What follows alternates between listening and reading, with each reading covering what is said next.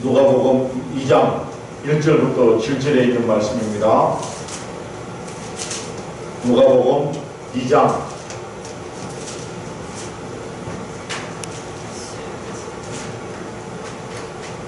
1절부터 7절에 있는 말씀입니다. 이 말씀을 한 목소리로 함께 합독합니다. 시작.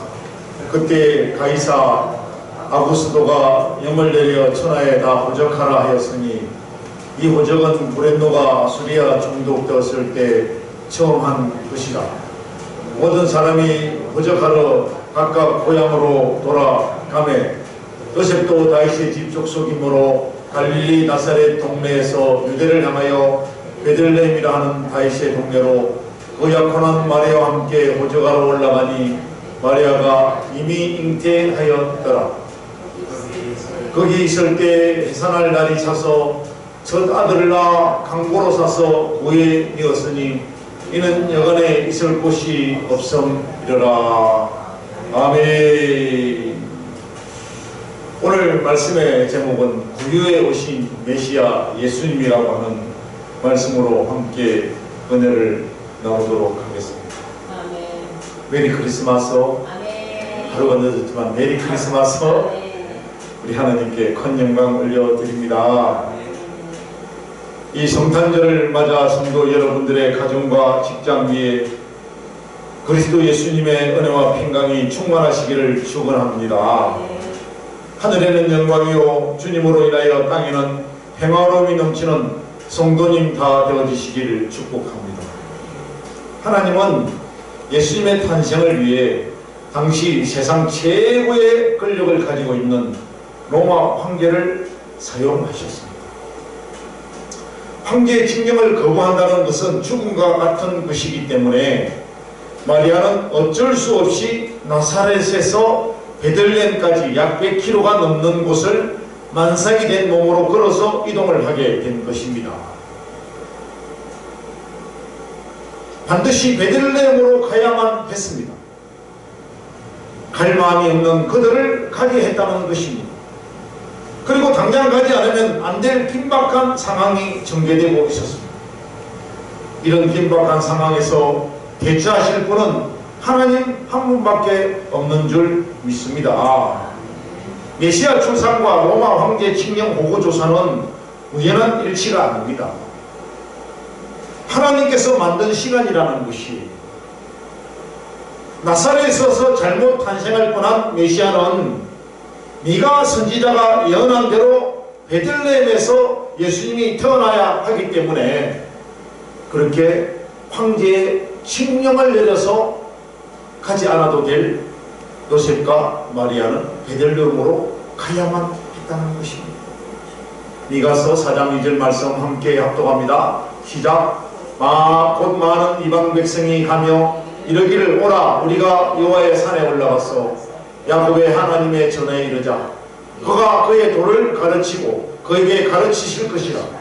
우리가 그 길로 행하리라 하리니 이는 율법이 시온에서부터 나올 것이요 여호와의 말씀이 예루살렘에서부터 나올 것임이니라. 아멘. 하나님의 교회는 하나님께서 진행하신 곳에서 말씀이 선포되어져야 그 효력이 더 한층 배가 되는 것이에요.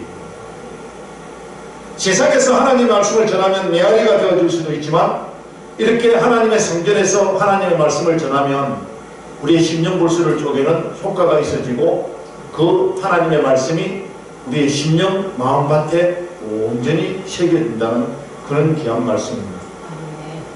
이는 긴박한 과정을 거쳐서 예수 그리스도는 약속의 땅 베들레헴의 아기 예수로 오셨습니다.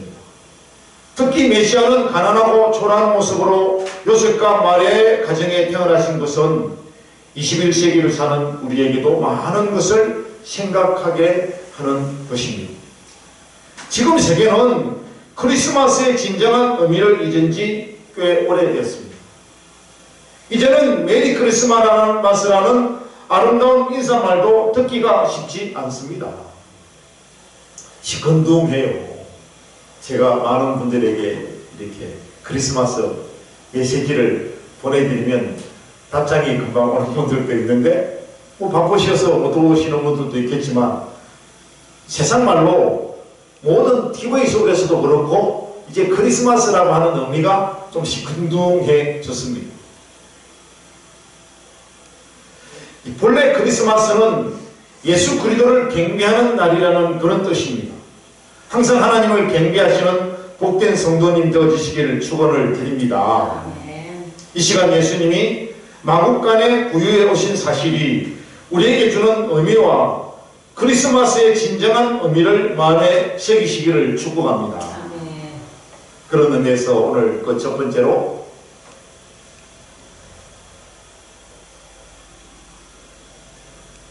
사관에 있을 곳이 없었다는 것입니다. 이 사관은 여관을 가리키는데요. 무슨 말입니까? 예수님을 맞을 여유 없는 인간의 마음을 잘 표현해주고 있다는 거예요. 7절의 말씀을 함께 합독합니다. 시작. 맏아들을 낳아 강고에 쌓여서 구유에 되었으니 이는 사관에 있을 곳이 없음이러라 그랬습니다. 오늘 본문 1절에 로마 황제 아구스도가 영을 내려 천하로 다 호적하라 했습니다. 이 호적령을 내린 역사적 사실을 언급함으로써 아기 예수님의 탄생이 역사적 사실임을 부각시키고 있습니다. 이렇게 예수님이 태어나실 때는 구레뇨가 수리아 총독되었을 때라고 2절에 말씀하고 있습니다. 이때가 처음이었는데요. 당시 요셉은 만삭이 된 마리아를 데리고 나사렛에서 100km 거리가 되는 베들레헴까지 가야 했고 이 베들레헴에 몰려든 인파 때문에 경건한 숙소를 찾을 수 없었던 이 두 사람은 어쩔 수 없이 찾는다고 찾은 것이 왜 긴박하니까 그 마국간이었고 마국간에서 아기를 해산할 수밖에 없었습니다. 7절 말씀을 보니까 이는 사관에 있을 곳이 없음이더라 그랬습니다. 어쩌면 참으로 평범한 표현이지만 사관이 있을 곳이 없는데 어떡하라고요? 이렇게 말하는 분들도 있겠지만 이 말은 예수님 맞을 여유가 없는 인간들의 마음을 잘 표현해주고 있다는 거예요. 사랑하는 성도 여러분, 그때나 지금이나 세상 사람들은 자신만을 생각하고 자신밖에 모르는 이기적인 그런 인생입니다. 탄생하신 이가 아기 예수님이 아니어도 좋습니다. 가난하게 이럴 데 없는 거리의 사람들이라 해도 좋습니다. 이 마리아와 요셉은 곧 해산할 만삭의 임산부입니다. 이렇게 배가 불러서 배를 부둥켜 안고 여관을 찾아다니는 그 여관 주인이 볼 때 왜 금방 아기가 나올 것 같은 그런 느낌이 들었습니다. 그러니 자기들의 여관을 시끄럽게 만들 필요가 없다고 생각하여 이들에게 그 여관방을 주지 않았다는 거예요.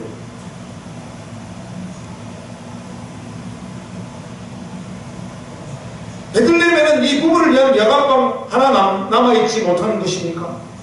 그들을 어떻게 마국간으로 가게 내버려 둘 수 있단 말입니까? 물론 다윗의 고향인 베들레헴은 호적하러 찾아온 다윗의 후손들이 많았을 것입니다. 있을 곳이 없었다는 것은 여유 공간이 없이 사람들로 붐볐다는 것을 의미합니다.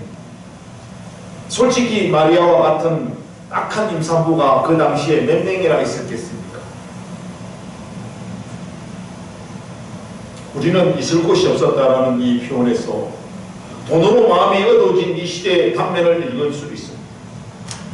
가난하고 힘없는 자들을 냉대하는 일그러진 사회상을 엿볼 수 있는 것인데요. 아마도 여관 주인은 방을 차지한 손님들에게 프리미엄을 붙여 대목 장사를 했을 것이다. 저는 추측해 봅니다.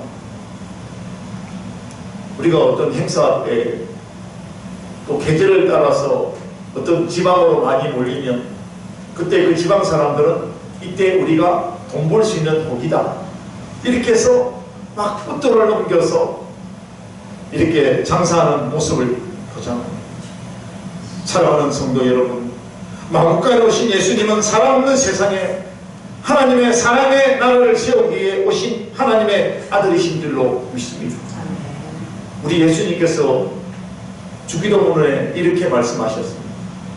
하늘에서도 영원한 하나님의 나라가 이루어진 것 같이, 할렐루야, 이 땅에서도 예수님이 오셔야만이, 아멘, 반드시 예수님이 오셔야만이 그 예수 그리스도를 통하여 이 땅에 하나님의 나라가 이루어지이다. 할렐루야. 땅에서도 이루어진다는 그런 의미예요.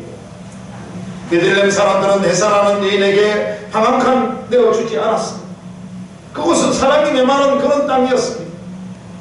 유태인들은 하나님의 성민이었고 그들은 하나님께 예배와 제사를 드리고 하나님의 율법을 따라 공의와 사랑으로 행했습니다.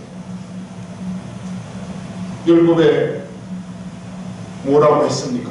예레미야 25장 35절 말씀을 함께 합독합니다. 시작. 내 동족이 비난하게 되어 빈손으로 내 곁에 있거든 너는 그를 도와 객이나 우가는 자처럼 너와 함께 생활하게 하라 하고 명시되어 있습니다. 그런데 베들레헴 사람들은 이 율법을 귀담아 듣지 않고 아예 그 말씀을 잊어버리고 무시해버렸습니다. 해산하려는 마리아를 모른 채 했습니다. 하나님의 성민 정신이 사라진 비정한 사회가 되어버린 것입니다. 이처럼 당시의 유태 사회는 종교의 빈떡이며 남은 위선적이고 이기적인 그런 사회였다는 것이 성경을 통하여 우리가 증명할 수가 있습니다. 마태복음 5장 21절부터 26절 보면 걸핏하면 이웃과 싸우는 그런 욕하는 사회가 되어버린 것입니다. 정말 저는 이 말씀을 연구하면서 참으로 또 회개하고 많은 인생 삶을 통하여 회개해야 되겠구나 라는 것을 느꼈습니다. 그리고 마태복음 5장 46절부터 48절 말씀을 보니까 자기보다 못한 계층 사람들을 배타시하는 그런 사회가 되어버렸다. 그리고 마태복음 15장 1절부터 6절에 보니까 부모에 대한 도리는 정발되어버린 그런 사회 구조였다는 거예요. 그리고 마태복음 15장 8절에 보니까 입으로만 하나님을 덜먹거리던 그런 사회의 모습이었다. 하나님이 택한 백성들의 사회가 이럴진데 당시의 불신 로마나 다른 세계는 어떻겠습니까? 사탄의 근시 아래 온갖 죄악과 불의가 떡새했을 것입니다. 사랑하는 성도 여러분, 이 세상에 예수님께서 오신 것입니다. 할렐루야. 그런 이 세상에 우리 예수님께서 오신 것이에요. 그리고 주님은 진정한 하나님의 사랑과 이웃사랑을 사람들에게 실천하며 친히 보여주셨습니다. 세상은 예수님 맞아들을 여유가 없는 삭막한 곳이지만 예수님은 이 세상의 모든 죄인들을 용서해 주시고 구원하려고 친히 십자가를 지셨습니다. 그리고 이제는 우리 마음의 문 앞에서 지금도 우리들의 마음을 두드리고 계시는 것입니다. 계시록 3장 20절 말씀을 다 함께 합독합니다. 시작. 볼지어다 내가 문 밖에 서서 두드리노니 누구든지 내 음성을 듣고 문을 열면 내가 그에게로 들어가 그로 더불어 먹고 그는 나로 더불어 먹으리라. 예수님이 있는 곳에는 풍성한 그 삶의 자체가 되어야 될 줄로 믿습니다. 이번 성탄절에는 사랑하는 여러분들의 마음에 예수님 맞아들일 여유 공간을 반드시 확보해야 될 줄로 믿습니다. 예수님은 우리의 영접을 받기를 기뻐하신다는 사실을 다시 한번 확인하며 주님을 모시고 가족 식탁에 동참하는 성도 여러분 되시기를 축원을 드립니다. 오늘 그 두 번째로 강보에 쌓여 구유에 니었다라고 말씀하고 있습니다. 이 말씀은 예수님은 낳고 소외당한 자의 친구로 오셨다는 증거인 것입니다. 실제 말씀 다시 한번 합독합니다. 시작. 맏아들을 낳아 강보에 싸서 구유에 니었으니 그랬습니다. 이 가난한 시골 청년 노셉은 사관을 얻을 길이 없어 급하게 나무간을 빌어 해산실로 썼습니다. 아마도 이 두 아직 결혼을 안 했으니까요. 성경에 보니까 아직 결혼을 정상적으로 하지 않은 그런 부부, 예비 부부예요. 근데 우리가 호적가로 갔다 와서 갈릴리에서 다시 자기 집으로 돌아가면 그곳에서 해산할 것이라 아마 생각하고 이 해산 준비를 안 하고 온 것 같아요. 왜냐하면 성경 말씀에 그 내용이 들어있습니다. 아기가 태어나자마자 강보로 싸서 구유에 넣었는데요. 이 강보라는 말은 찢다라는 말에서 파생된 그런 단어입니다. 요셉 부부는 신생아를 감아 덮을 천이 없어서 가지고 있던, 입고 있던 옷을 찢어 아기 예수를 쌌던 것으로 그렇게 여겨집니다. 얼마나 긴박했으면 남편 옷을 찢었는지 자기의 옷을 찢었는지는 모르지만 옷을 찢었어. 그들을 찢어서 급하게 아이가 죽은 그 예수님을 그렇게 쌌던 것이. 그리고 구유, 이 헬라어 파트네는 가축의 먹이를 넣어놓는 여물통을 가리키는 것입니다. 이 말씀은 살옥서, 짐승과 같은 모습, 즉 말해서 제약이 씻겨지지 않은 상태, 예수님의 거룩하신 보혈이 덧입혀지지 않고 거듭나지 않은 우리 인생은 뭐다? 짐승과 같은 그런 존재이고, 그러니까 짐승이 먹는 구유의 통에 아기 예수를 넣은 것은 우리 짐승과 같은 우리 마음속에 누가 들어오면 예수님께서 들어오시면 할렐루야 거듭나는 역사가 만드는 거예요. 새로운 생명을 넣는다는 그런 의미예요. 놀라운 헬라어 의미 속에는 이 깊이 있는 그런 말씀이 있습니다. 우리가 인간적으로 보면 아이고 어떻게 예수님을 구유통에 넣을 수 있어, 이렇게 비천한 마음을 가질 수 있지만 이 영적인 의미가 엄청나게 깊은 의미가 있다는 거예요. 아무리 짐승 같은 인생이라도 예수 이름으로 살면 할렐루야 인생 그 삶이 회복되어진다는 거예요. 새 생명의 삶이 되어지고 진리의 사람이 되어지고 생명의 사람이 되어지는 줄로 믿습니다. 하나님의 독생자이신 예수님을 영광스러운 하늘 보좌에서 이 땅에 오셔서 구유와 같은 가장 낮고 초라한 자리에 누우셨습니다. 사랑하는 성도 여러분, 강보에 쌓여 구유에 누우셨던 예수님은 가난하고 소외된 우리들의 친구가 되어주신 줄로 믿습니다. 사랑하는 여러분, 고린도 교회를 향하여 사도 바울은 이렇게 말씀합니다. 고린도후서 8장 9절의 말씀 함께 합독합니다. 시작. 우리 주 예수 그리스도의 은혜를 너희가 알거니와 부유하신 자로서 너희를 위하여 가난하게 되심은 그의 가난함을 인하여 너희로 부유하게 하려 하심이라. 아멘. 예수님은 부자이세요. 천하만국이 다 누구 것이? 하나님의 것입니다. 예수님은 창조주시요 만왕의 왕이십니다. 금도 주님의 것이요 은도 주님의 것입니다. 그런데 주님은 비천한 우리들의 구세주가 되시고 친구가 되기 위하여 친히 낮아지셨습니다. 그리고 친히 비천해지셨는데요. 예수님은 일생 동안 가난하고 비천하게 사셨습니다. 그리고 예수님 친히 말씀하시기를 누가복음 9장 58절 말씀 함께 합독합니다. 시작. 여도 굴이 있고 공중에 새도 집이 있으되 인자는 머리 둘 곳이 없도다 라고 탄식하셨습니다. 무슨 말씀이십니까? 마음 놓고 주무실 장소조차 없다는 그런 말씀이에요. 긴박하게 흘러가는 이 세대 속에 예수님의 말씀이 있어야 살아가는데 예수님의 말씀 없이 살아가는 우리 인생들을 두고 우리 예수님 이렇게 표현하신 거예요.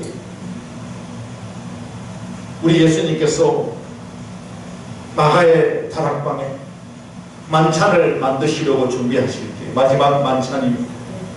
예루살렘에 입성하실 때에도 다른 사람의 나귀를 빌려 타셨습니다. 그도 아기 나귀를 빌려 타셨거든요. 제자들과 마지막 유월절 만찬을 드실 때도 자신의 교회가 아니라 남의 다락방을 빌려 주셨습니다. 심지어 무덤에 묻힐 때도 아리마대 사람 도심의 무덤을 빌려야만 했습니다. 예수님은 우리를 위하여 그토록 다 주시고 자신은 가난해지시고 낮아지신 것입니다. 사랑하는 성도 여러분, 예수님은 세상에 낮고 소외된 사람들의 친구들인 줄로 믿습니다. 그들과 우리를 위해 예수님 오셨습니다. 성탄절기를 맞이하여 다시 한번 그들을 살펴보고 그들의 손을 잡아 주어야 됩니다. 바로 그곳에 예수님이 임재 계십니다. 바로 그곳에 우리는 강림하시는 예수 그리스도를 영접할 수 있는 줄로 믿습니다. 오늘 마지막 세 번째로 우리의 부요를 위해 가난하게 되셨다는 것입니다. 왜 그렇습니까? 낮고 천한 우리들을 영화롭게 만들어 주시기 위해서 그렇게 하셨다는 것. 다시 한번 고린도후서 8장 9절의 말씀을 우리가 한 목소리로 합독합니다. 시작. 우리 주 예수 그리스도의 은혜를 너희가 알거니와 부유하신 자로서 너희를 위하여 가난하게 되심은 그의 가난함을 인하여 너희로 부욕해 하려 하십니다. 예수님이 마국간 부유에 오신 것이 단순히 우리의 비천함과 동질성 확보를 위해 오신 것이 아니라는 말씀입니다.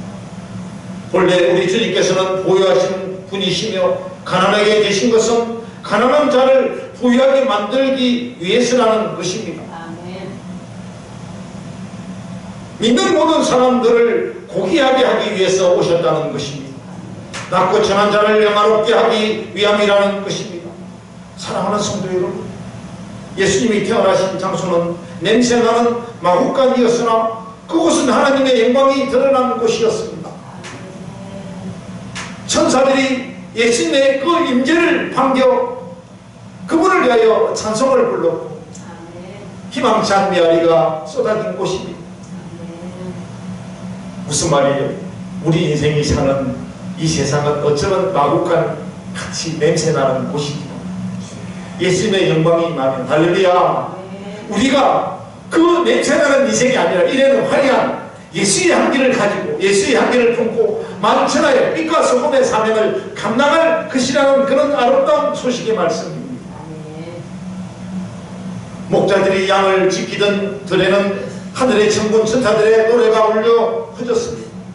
그리고 누가복음 2장 14절 말씀, 지극히 높은 곳에서는 하나님께 영광이요 땅에서는 기뻐하심을 입은 사람들 중에 평화로다. 아멘. 이 땅에 평화가 예수 그리스도를 통하여 오신 줄로 믿습니다. 동방박사들을 인도하던 신비의 별은 예수님 탄생하신 곳에 비추었고 동방박사들은 탄생하신 예수님께 황금과 요한과 몰약을 드리고 주님께 경배를 했습니다. 그것이 하나님의 영광이 크게 나타났습니다. 황금과 몰약과 요한은 애굽에서 피난 자금으로 쓰도록 미리미리 준비하시는 우리 하나님이신 줄로 믿습니다. 우리 인생이 살아갈 때 우리의 삶을 주관하시고 역사하시고 인도하실 뿐만 아니라 부족한 것이 있을 때 우리 하나님 미리 하시고 예배해 주시는데 우리가 기도하면 적극적으로 그것을 이루어 주신다는 것입니다. 그리고 갈릴리 가나 혼인잔치에 하나님의 영광이 나타났습니다. 500여의 기적을 통해 하나님의 영광이 나타났습니다. 예수님은 영적으로 가난한 우리를 위해 영혼을 부유하게 만들어 주시려고 우리의 영혼의 십자가 떼어주시고 영혼의 갈증을 주님의 보혈로 채워 주셨습니다. 그리고 이제 주님을 영접하는 모든 사람들을 부유하게 하시고 영화롭게 만들어 주시는 줄로 믿습니다. 요한복음 1장 12절 말씀을 우리가 다 함께 합독합니다. 시작. 영접하는 자 곧 그 이름을 믿는 자들에게는 하나님의 자녀가 되는 근세를 주셨으니. 할렐루야. 이 근세는 정말 아름다운 근세입니다. 우리의 삶을 부유하게 만들어주고 우리의 삶을 행복하게 만들어주는 그런 근세입니다. 희망찬 우리의 삶 속에 예수님 찾아오신 줄 믿습니다. 우리 심령 안에 예수님이 임재하심을 느낄 때 우리의 마음이 천국이 되어지는 줄 믿습니다. 또한 큰 기쁨의 역사가 일어나는 줄 믿습니다. 그리고 우리들 가정에 예수님이 임재하실 때 평화의 동산이 되는 것입니다. 그렇습니다. 예수님이 계실 때 기쁨이 있고 삶의 변화가 일어납니다. 예수님을 진심으로 맞아들일 때 우리의 삶은 천국으로 변한 줄 믿습니다. 네. 주님은 우리의 삶을 영화롭게 만들어 주실 것입니다. 아멘. 말씀을 마무리합니다. 사랑하는 성도 여러분, 이 성탄을 통해 주님을 맞이하시기를 축복합니다. 아멘. 낮은 마음을 가지시기를 축복합니다. 아멘. 이제 한 5일만 있으면 이제 2021년 이 한 해도 다 지나간 후회 없는 한 해가 되어지시기를 축복합니다. 아멘. 새로운 마음으로 새로운 각오로 2022년을 맞이할 수 있는 그런 복된 마음을 가질 때 하늘에는 영광이요 이 땅에는 평화가 임하는 복된 성도님 되어지게 될 줄로 믿습니다. 아멘. 늘 복받고 주님께 사랑받고 하나님의 지도와 인도를 받는 아멘. 귀한 성도님 되어주시기를 축원을 드립니다. 아멘. 기도합니다. 사랑